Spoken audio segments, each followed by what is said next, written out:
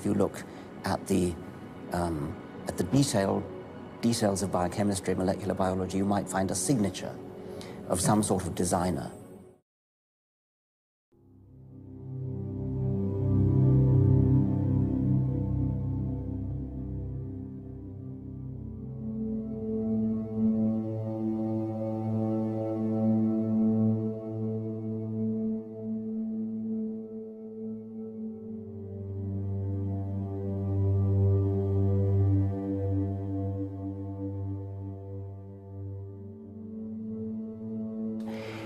In biology, I suppose it would have to be the double helix, the Watson and Crick discovery of the structure of DNA, which was far more than just the discovery, the crystallographic work, discovering the structure of a big molecule.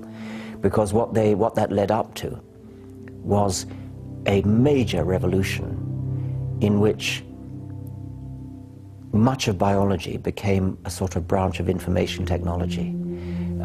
The consequence of the Watson-Crick discovery, with all that it led on to, the DNA code and the sort of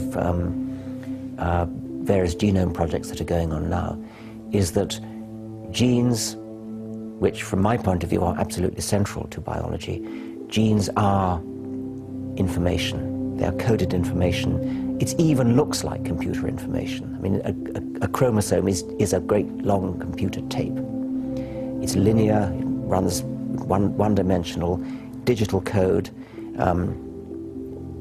It's not binary, it's quaternary, but apart from that, it's just the same as computer tape. It's read in sequence.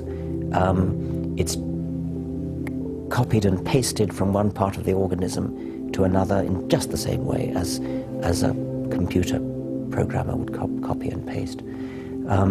So biology has turned into computer science. Whereas we thought that only a minority of the genome was doing something, namely that minority which actually codes for protein. And now we find that actually the majority of it's doing something. What it's doing is calling into action the protein-coding genes. So you can think of the protein-coding genes as being the sort of toolbox of subroutines, which is pretty much common to all mammals. I mean, all mice and men have the same number, roughly speaking, of protein-coding genes, and that's always been a bit of a blow to the self-esteem of humanity. But what the point is, that was just the subroutines that are called into being. The program that's calling them into action is the rest, which had previously been written off as junk.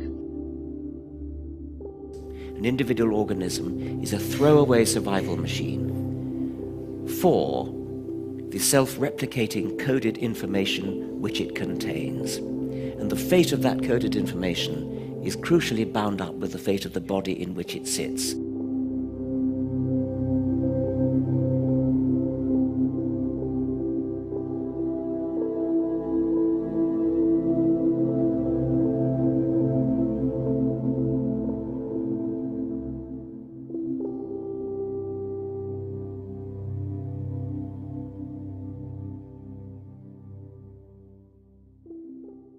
The origin of life, the chemical circumstances that gave rise to the first self-replicating molecule, the first proto-gene.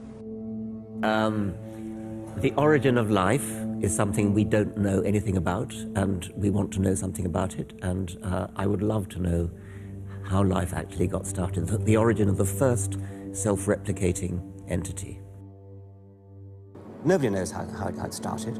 We know the kind of event that it must have been. We know the sort of event that must have happened for the origin of life. What was that? It was the origin of the first self-replicating molecule. Right, and how did that happen? I told you we don't know. So you have no idea how it started? No, nor has anybody. Nor has anyone else.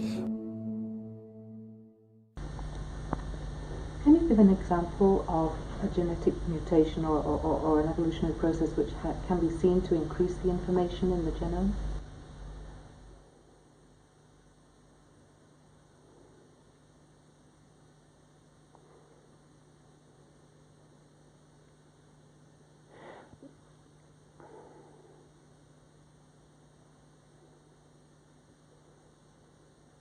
Can you just stop when I